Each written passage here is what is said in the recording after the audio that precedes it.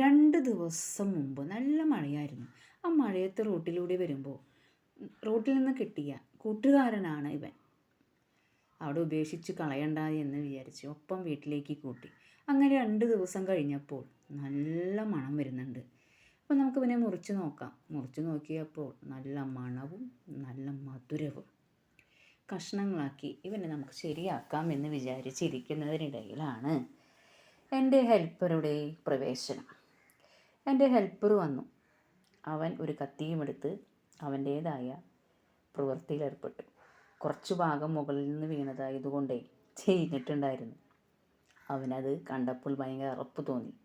അപ്പോൾ അവൻ എന്ത് ചെയ്തു, അത് അവിടെ ഇട്ട് പോയിട്ട് അടുത്ത പരിപാടിയിലേക്ക് പ്രവേശിച്ചു. അങ്ങനെ ആ ചക്കച്ചുളയുമായി മല്ലിട്ട് അവസാനം ഈ അവസ്ഥയിലെത്തി.